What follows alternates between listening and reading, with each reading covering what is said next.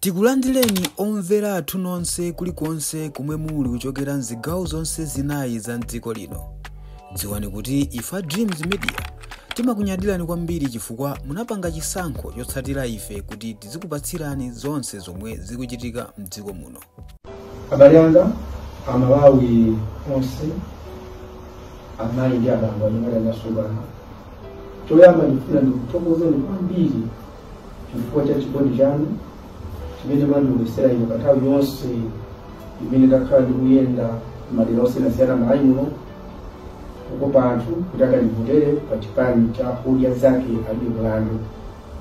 Mwagwira ntchito, Mulungu akudaliseni.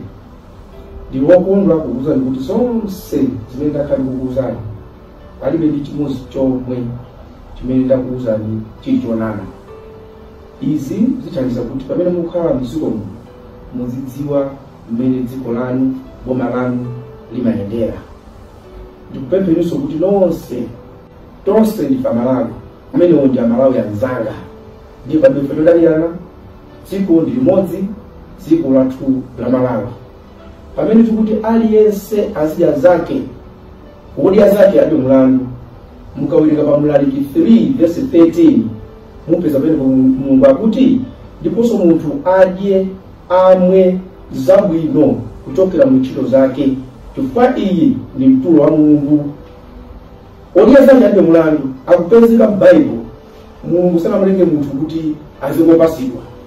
Kani ungopasidwapasidwayo ndimene mapangisa akuluakulu azipani amboma kukutengerani kumtoso. Muzidya zanu musakhale ndi mlandu. Chonde ndakutanani, ndalama singawombole dziko lino. Kukonda ndalama ndi zimenezo zidapangitsa Yudasi kumpereka Yesu.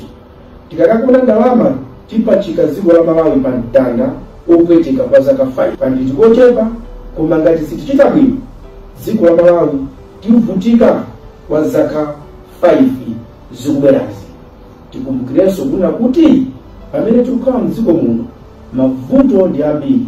Mmene ndinatuluka kuna kuti ndikufuna tisogolere dziko lino, mavuto a dziko lino ndikwaziwa bwino, ndipo ndikufuna kuti ndiyachepese, ndiyathese, ndipo ndiwokonzeka kutero.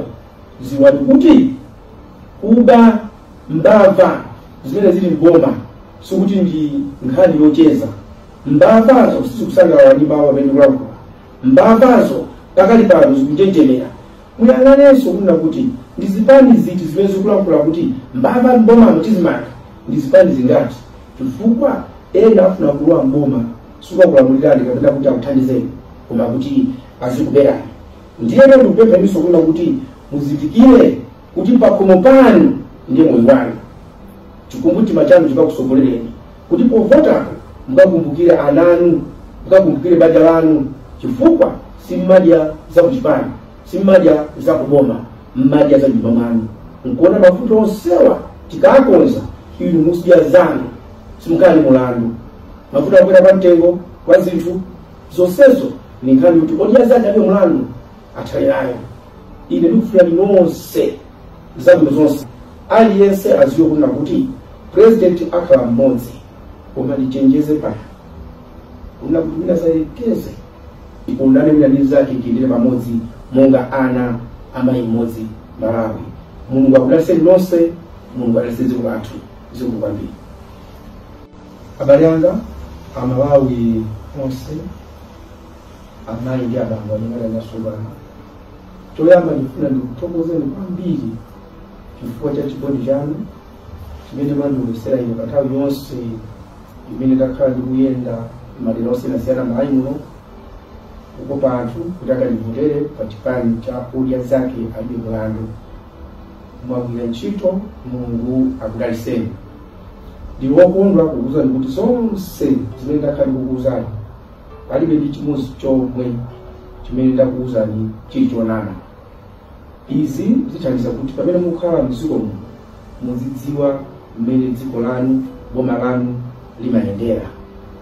Ndikupempherenso kuti tonse ndife Amalawi, amenewo ndi Amalawi anzanga. Ndiye pamene todalirana, dziko ndi limodzi, dziko lathu la Malawi. Pamene tikuti aliyense azidya zake, Odya zake adi mulandu mukawulika pa Mlaliki 3 verse 13 mupeza pene Mulungu akuti ndiponso munthu adye amwe zabwino kuchokera mu ntchito zake chifukwa iyi ndi mtulo wa Mulungu. Odya zake adi mulandu akupezeka m'Baibulo. Mulungu sanamulenge munthu kuti azingopasidwa.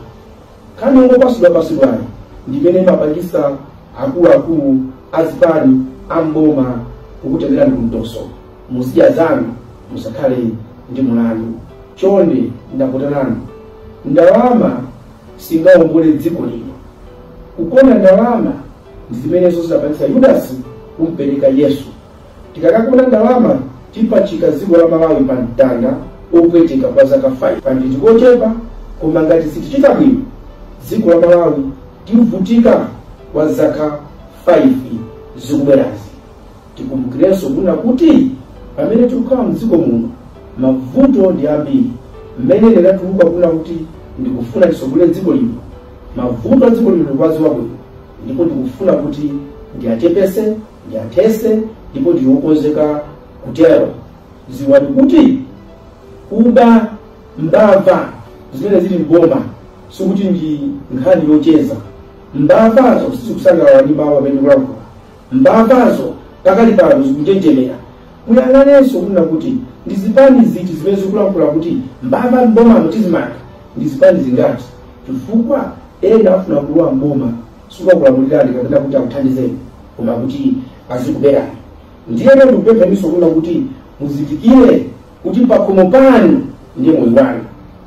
Chikumbutima chanu chikakusogolereni kuti povotako mukakumbukire ananu, mukakumbukire banja lanu, chifukwa simmadya za kuchipani, simmadya za kuboma, mmadya za nyumba mwanu. Nkuona mavuto onsewa tikakonza inu musidya zanu simukali mulandu. Mavuto akwera pa mtengo kwa zinthu zonsezo ni nkhani kuti odya zake adi mulandu athalirayo. Ine ndikufuna nonse zabwino zonse aliyense aziwe kuna kuti president akhala mmodzi koma lichenjeze pano kuna kuti mina zarekeze ikundane mina ndi zake ikindire pamodzi monga ana amayi mmodzi Malawi. Mulungu akudaliseni nonse, Mulungu adalise dziko lathu. Zikomo kwambiri. Tikuyamikeni komanso kukuthokozani popanga chisankho chokhala pamenepa kumvetsera komanso kuonera zomwe takubweretserani. Chomwe tingakupempheni choti ngati muli alendo pamudzi pano tapangani subscribe, chifukwa mukatero inu ndife tidzendera limodzi kuyambira lero mpaka na masiku omwe akubwera kusogoloko. Timabweratu ndi nkhani zochokera ngodya zonse zinayi za mdziko lino, kotero kuti inu simukuyenera kuti mukhale kunja kwa nkhani zimenezi. Tapangani subscribe, like, comment komanso share kuti tikhale limodzi mu ulendo umenewu.